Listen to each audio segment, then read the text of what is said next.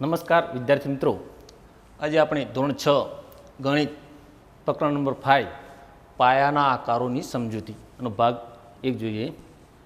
આ પ્રકરણની અંદર આપણે રેખાખંડનું માપ, ખૂણાનું માપ, ખૂણાના પ્રકારો, ત્રિકોણના પ્રકારો, ચતુષ્કોણના પ્રકારો, 3D આકારોની ઓળખ અને માહિતી, ત્રિકોણીય પ્રિઝમ અને ત્રિકોણીય પિરામિડ વિશેની માહિતી વિશે અભ્યાસ કરવાનો છે।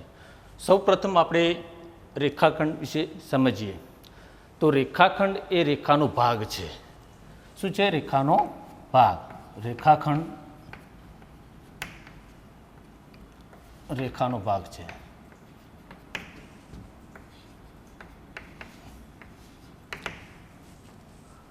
રેખાખંડને બે અંતબિંદુ હોય છે। આ રેખાખંડ આપણે દોર્યો, રેખાખંડ એ બી, જેના બે અંતબિંદુઓ એ અને બી। તો આ એ અને બી વચ્ચેનું અંતર એ રેખાખંડ એ બીની લંબાઈ થશે। એટલે કે રેખાખંડના બે અંતબિંદુઓ વચ્ચેનું અંતર એ રેખાખંડની લંબાઈ છે, માટે રેખાખંડની લંબાઈ માપી શકાય છે।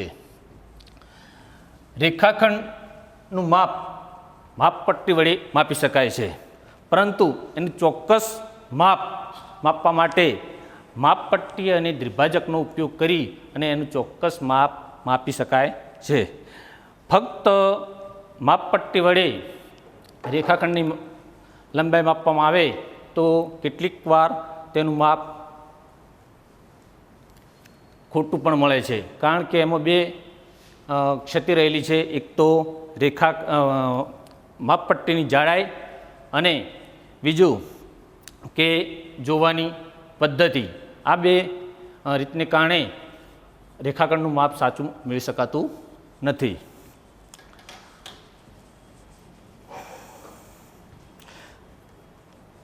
માત્ર અવલોકનથી પણ રેખાખંડનું અનુમાન કરવું શક્ય નથી। આપણે જોઈએ આકૃતિમાં રેખાખંડ એ બી, રેખાખંડ PQ, આ બંને રેખાખંડો દેખાવમાં સરખા લાગે છે, પરંતુ તેની વાસ્તવિક લંબાઈ જો માપવામાં આવે તો એ અલગ અલગ થાય છે। એટલે કે માત્ર અવલોકનથી, એટલે કે એમને જોઈ અને તેમની સરખામણી કરવી યોગ્ય નથી। રેખાખંડની લંબાઈ માપપટ્ટી કરતો દ્વિભાજક વધુ ઉપયોગી છે, કારણ કે રેખાખંડની લંબાઈ ફક્ત માપપટ્ટી વડે માપવામાં આવે તો મેં પહેલાં કહ્યું કે માપપટ્ટીની જાડાઈ અને જોવાની રીત એ બે ભૂલને કારણે રેખાખંડનું સાચું માપ મેળવી શકાતું નથી। જો દ્વિભાજક અને માપપટ્ટીનો ઉપયોગ કરી અને રેખાખંડનું માપ માપવામાં આવે તો એનું ચોક્કસ માપ મેળવી શકાય છે, કારણ કે દ્વિભાજક વડે આપણે રેખાખંડ જોઈએ તો રેખાખંડના જે બે અંતબિંદુઓ છે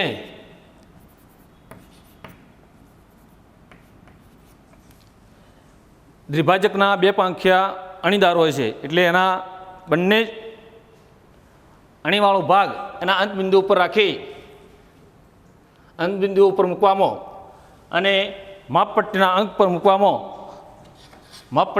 પર મૂકવામાં દ્વિભાજકના પાંખિયામાં બંને છેડા અણીવાળા હોય છે, જેથી કરીને માપપટ્ટી પર મૂકવામાં અને રેખાખંડના બે અંતબિંદુઓ પર મૂકવામાં ચોકસાઈ જળવાઈ રહે છે, જેને કારણે રેખાખંડનું સાચું માપ મળે છે। બીજું કે રેખાખંડની લંબાઈ આપણે માપીએ, અહીંયા રેખાખંડ એ બી આપેલો છે તો એને કઈ રીતે માપી શકાય એ જોઈએ। તો રેખાખંડ એ બીના બંને અંતબિંદુ ઉપર દ્વિભાજકને પાંખિયાની બંને અણી મૂકીએ, ત્યારબાદ એ બંને અણી વાળા ભાગ માપપટ્ટી પર મૂકીએ આ રીતે। તો આ રીતે આપેલ રેખાખંડની લંબાઈ માપી શકાય છે। તો અહીંયા આપેલ રેખાખંડની લંબાઈ 25 સેમી છે।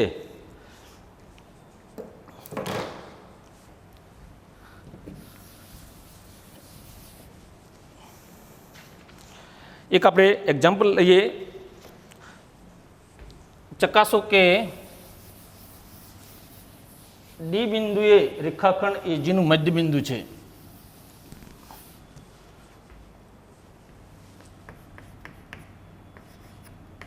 ચકાસો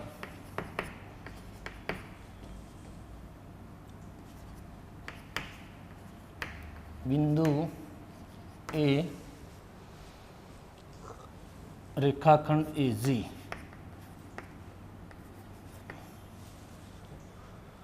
મધ્ય બિંદુ છે.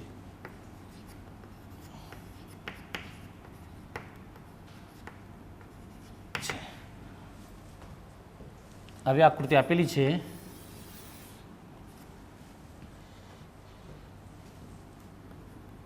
A B C D E F અને જે 0 1 2 3 4 5 6 7 આવી આકૃતિ આપેલી છે. અને આ બિંદુ ડી એ રેખાખંડ એજીનું મધ્ય બિંદુ છે એવું આપણે સાબિત કરવું છે. તો સૌપ્રથમ આપણે એથી ડી સુધીનું અંતર અને ડીથી જી સુધીનું અંતર શોધીશું. તો સૌપ્રથમ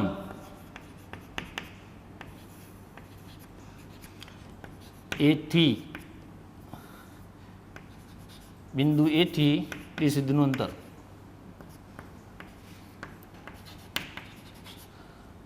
ડી સુ અંતર એડી અને ડીથી જી સુધીનું અંતર બિંદુ ડીથી જી સુધીનું અંતર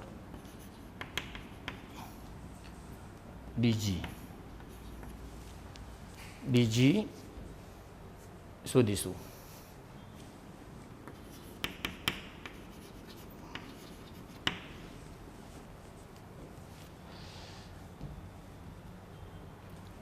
AD is equal to AB plus BC plus CD. AB plus BC plus CD is equal to 1 plus 1 plus 1 बराबर 3 एकम.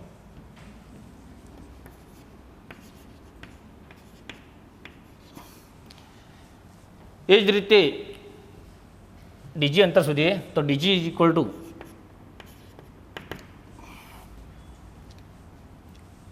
DE plus EF plus FG. DE plus EF plus FG તો 1 પ્લસ 1 પ્લસ 1 બરાબર 3 એકમ. ને AG is equal to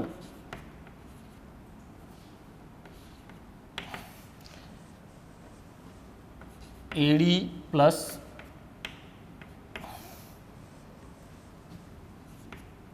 DG equal to AD કેટલો છે 3 એકમ 3 plus 3 equal to 6 એકમ.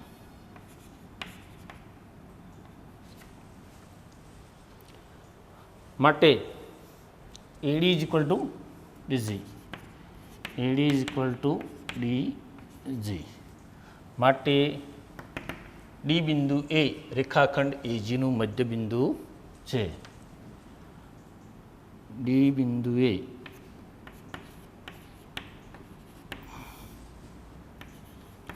રેખાખંડ એજીનું મધ્ય બિંદુ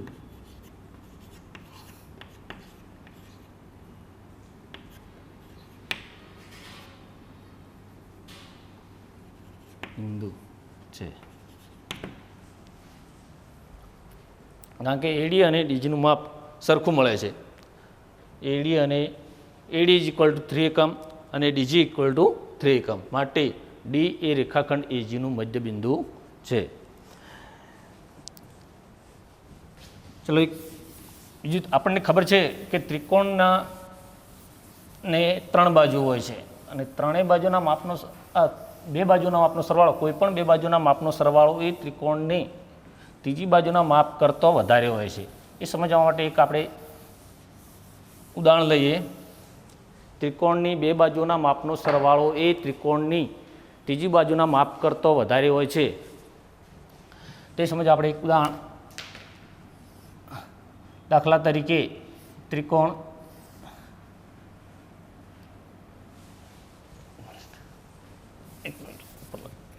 ત્રિકોણની બે બાજુના માપનો સરવાળો, બે બાજુઓના માપનો સરવાળો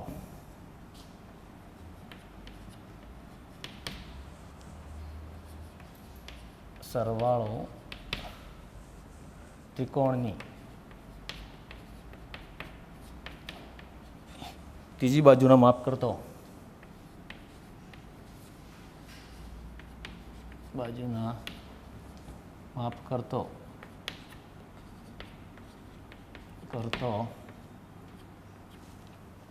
વધારે હોય છે.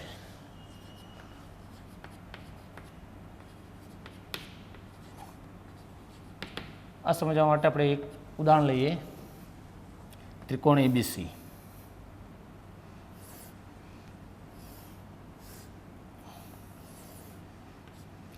ત્રિકોણ એબીસી.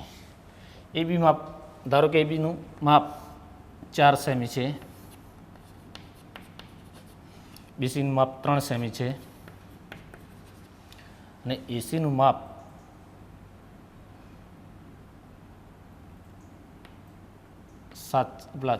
5 સેમી છે. તો ત્રિકોણની કોઈ પણ બે બાજુના માપનો સરવાળો એ ત્રીજી બાજુના માપ કરતાં વધારે હોય છે. તો એબી ઇઝ ઇક્વલ ટુ ત્રિકોણની બે બાજુના માપનો સરવાળો કરીએ આપણે. ત્રિકોણની બે બાજુ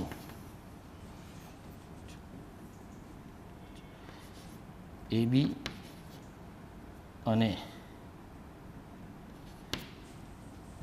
બીસી ના માપનો સરવાળો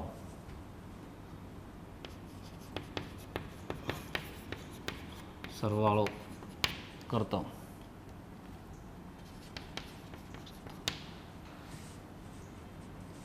એબી plus BC equal to AB બરાબર 4 સેમી, બીસી બરાબર 3 સેમી, બરાબર 4 + 3 એટલે 7 સેમી. જે ત્રિકોણની ત્રીજી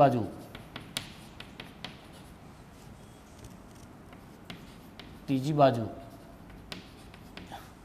એસી ઇઝ ઇક્વલ ટુ 5 સેમી કરતો વધારે છે. એબી પ્લસ બીસીનો સરવાળો કેટલો થાય છે? 7 સેમી. અને ત્રીજી બાજુ માપ કેટલું છે? 5 સેમી. એટલે 7 સેમી એ 5 સેમી કરતાં વધારે છે. એટલે કહેવાનો મતલબ કે કોઈ પણ બે બાજુનો માપનો સરવાળો એ ત્રીજી બાજુના માપ કરતો વધારે હોય છે. તો સંકેતમાં લખીએ તો AB plus BC greater than AC. એ જ રીતે બીસી અને એસી લઈએ આપણે. બીસી અને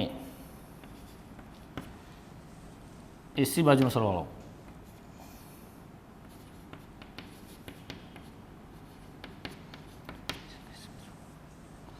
સરવાળો કરતો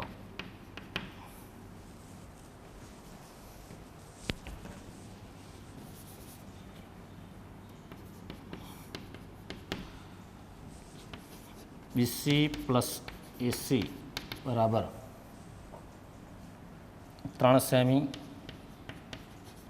plus AC equal to 5 semi equal to 8 semi, જે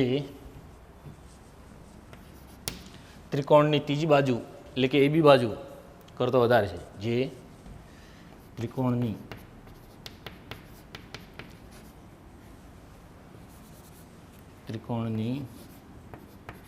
ત્રીજી બાજુ, અહીં ત્રીજી બાજુ કઈ થશે? AB થશે. AB બરાબર 4 સેમી કરતો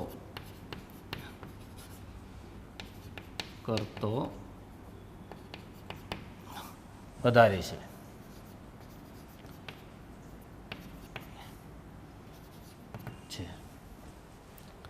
તો સંકેતમાં આપણે લખીએ અને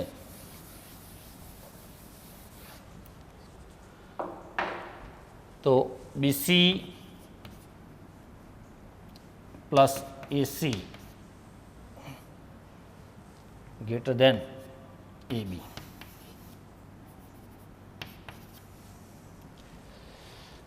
હવે બીજી બે બાજુનો સરવાળો કરીએ અને ત્રીજી બાજુ માપ જોઈએ. AC અને AB નો આપણે AC અને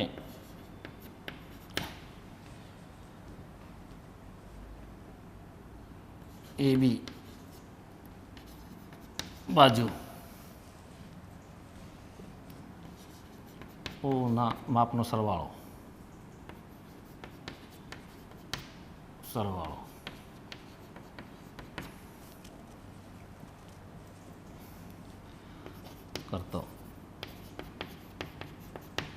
કરતો AC plus AB AC 5 semi plus AB કેટલા સેમી? 4 સેમી, સોરી 4 સેમી બરાબર 5 plus 4 is equal two 9 semi. તો 9 સેમી એ ત્રીજી બાજુ BC કરતો વધારે છે, જે ઉપર લખીએ,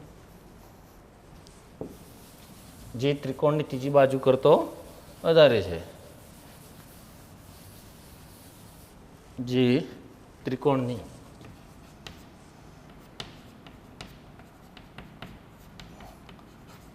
ત્રીજી બાજુ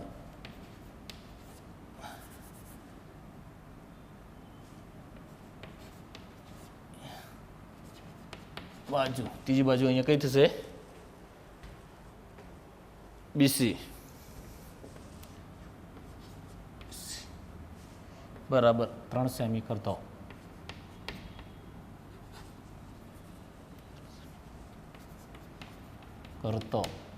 વધારે છે.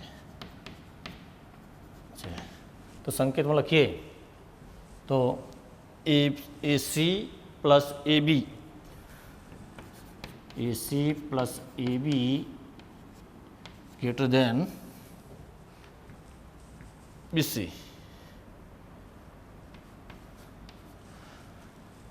કહેવાનો મતલબ કોઈ પણ ત્રિકોણની બે બાજુના માપનો સરવાળો એ ત્રિકોણની ત્રીજી બાજુ કરતો હંમેશા વધારે હોય છે. આવો કોઈ પણ ત્રિકોણ લઈ અને એની કોઈ પણ બે બાજુના માપનો સરવાળો જો કરવામાં આવે તો એ સરવાળો છે એ ત્રિકોણની ત્રીજી બાજુ કરતાં હંમેશા વધારે હોય છે. હવે આપણે ખૂણો, કાટખૂણો અને સરળ કોણ વિશે સમજીશું. તમે ભૂગોળમાં દિશા વિશે સાંભળ્યું છે કે ચીન ભારતની ઉત્તરે આવેલો દેશ છે, જ્યારે શ્રીલંકા એ ભારતની દક્ષિણ દિશાએ આવેલો દેશ છે. સૂર્ય પૂર્વમાં ઉગે છે અને પશ્ચિમમાં આથમે છે, એટલે કે 4 દિશાઓ ઉત્તર, દક્ષિણ, પૂર્વ અને પશ્ચિમ.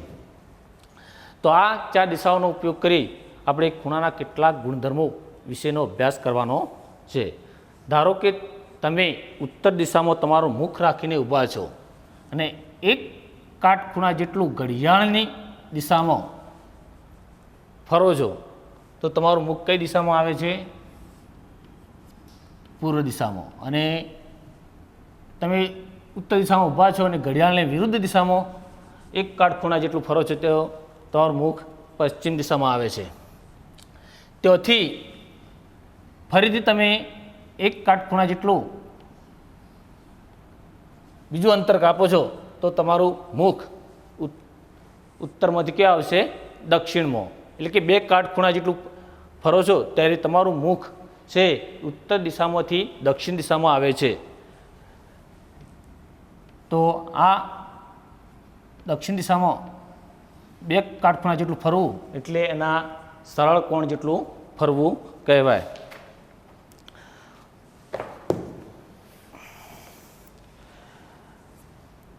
ફરીથી તમે દક્ષિણમાંથી ઘડિયાળની દિશામાં બે કાટખૂણા જેટલું ફરો છો ત્યારે મૂળ સ્થાને પાછા આવો છો। એટલે કે ક્યાં આવો છો? ઉત્તર દિશામાં આવો છો।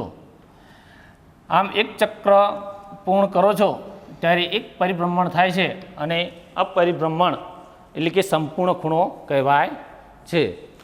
તો એક પૂર્ણ અંટાને એક પરિભ્રમણ કહે છે અને એક પરિભ્રમણથી રચાતા ખૂણાને શું કહે છે? સંપૂર્ણ ખૂણો।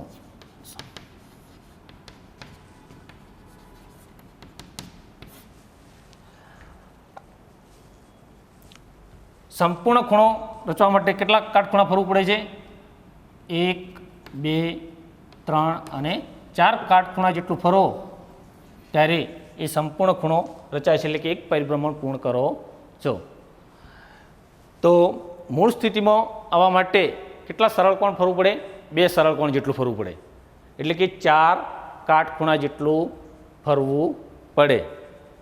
આપણે જોઈએ એક સંપૂર્ણ ખૂણોમાં કાટખૂણા કેટલા રચાય છે? 4।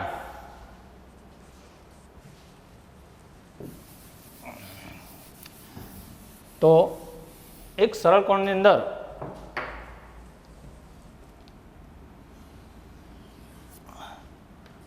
ઘડિયાળ પરના અંક હોય છે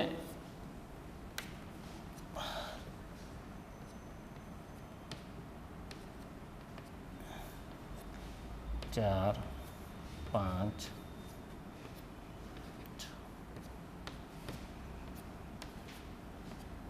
9, 10, 11।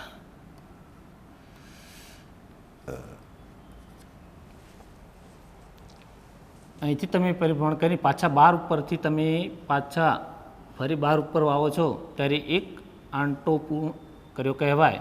એને એક પરિભ્રમણ કહે છે। અને આ એક પરિભ્રમણથી રચાતા ખૂણામાં કાટખૂણાની સંખ્યા કેટલી છે? 4 કાટખૂણા। 4 કાટખૂણા જેટલું પરિભ્રમણ કરો ત્યારે એક સંપૂર્ણ ખૂણો રચાય છે।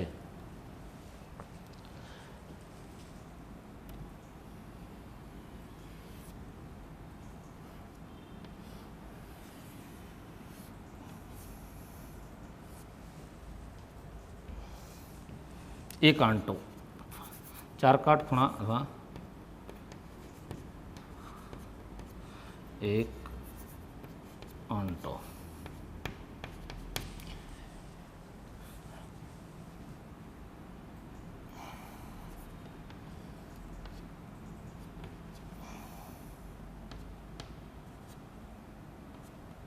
છ, 9, 10।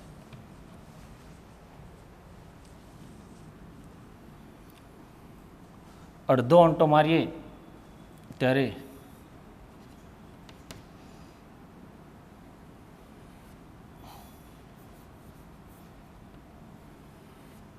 કેટલા કાટખૂણા રચાય છે?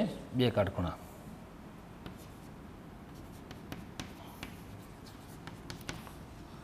અથવા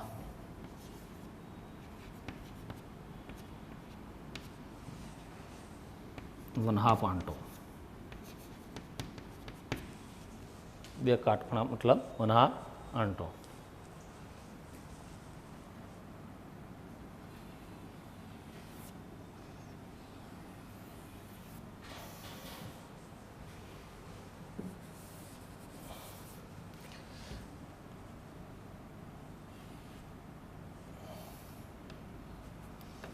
બાર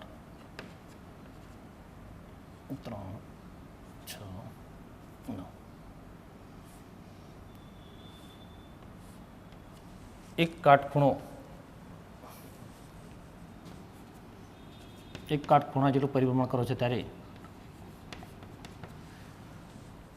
1/4 આંટો મારો છો અથવા 1/4 આંટો.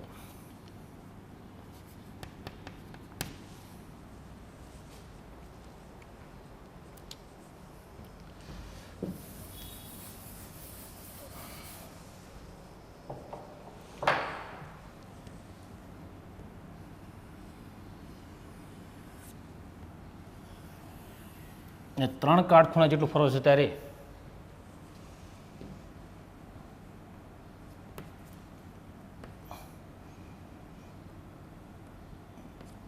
3 6 9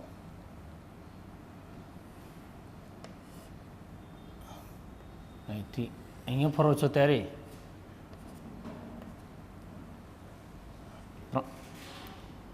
3 કાટખૂણા રચાય છે. 12 થી 3, 3 થી 6, 6 થી 9 એટલે 3 કાટખૂણા રચાય છે. અથવા પરિભ્રમણ કહીએ તો 3/4 આંટા.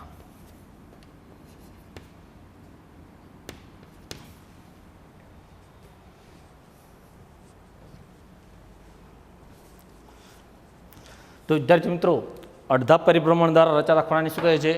અડધા પરિભ્રમણ દ્વારા રચાતા ખૂણાને સરળ કોણ કહેવાય અને સરળ કોણ પણ કહેવાય. 2 કાટખૂણા મતલબ સરળ કોણ.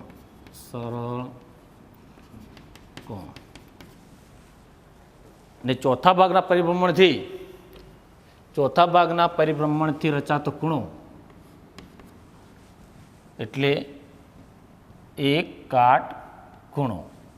અને 3 ભાગના એટલે કે 3 ભાગનું પરિભ્રમણ કરવામાં આવે તે એનાથી રચાતો ખૂણો એટલે 3 કાટખૂણા એટલે કે 3/4 આંટા. જો ઘડિયાળનો કલાકનો કાંટો ઘડિયાળની દિશામાં ફરે છે તો તે કેટલું પરિભ્રમણ ફરશે તે અપૂર્ણાંકમાં કઈ રીતે દર્શાવી શકાય? જો 3 થી 9 આપણે ઘડિયાળ દોરીએ, એ ઘડિયાળનો કાંટો 3 થી 9 સુધીમાં કેટલું પરિભ્રમણ કરે છે? 12 3 6 9. ઘડિયાળનો કાંટો 3 ઉપર છે ને ત્યાંથી પરિભ્રમણ કરી અને 9 ઉપર આવે છે. એટલે અહીંથી આટલું પરિભ્રમણ કરે છે એટલે કે 2 કાટખૂણા જેટલું પરિભ્રમણ કરે છે. 2 કાટખૂણા જેટલું. 2 કાટખૂણા જેટલું એટલે એને અપૂર્ણાંકમાં દર્શાવીએ તો 1/2 આંટો.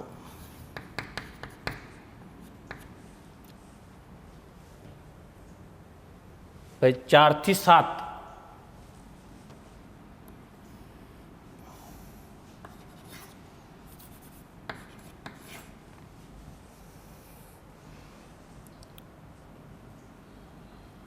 4 થી 7 દર્શાવીએ. 4 ઉપર છે અને ઘડિયાળની દિશામાં 3 કલાક કાપી અને 7 ઉપર આવે છે. 12 3 6 9. 1 2 4 5 7 8 10 11. 4 ઉપર છે અને ત્યાંથી આ પર આવે છે એટલે 1 કાટખૂણા જેટલું પરિભ્રમણ કરે છે. 1 કાટખૂણા જેટલું.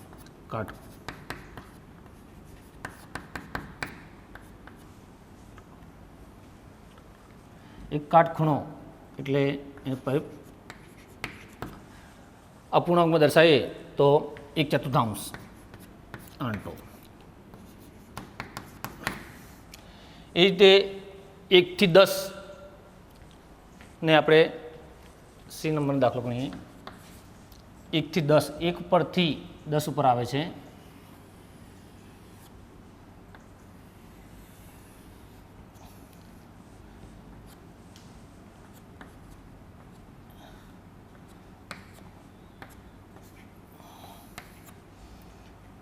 એક, બે,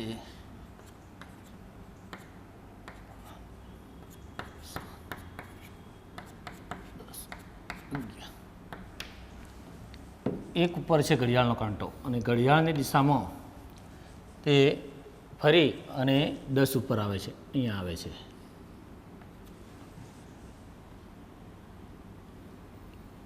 કેટલાક કલાક પરિભ્રમણ કરે છે? 9 કલાક. એટલે 9 કલાક પરિભ્રમણ કરી અને 10 ઉપર આવે છે એટલે 3 કાટખૂણા જેટલું પરિભ્રમણ કરે છે. 9 કલાક મતલબ 3 કાટખૂણા જેટલું.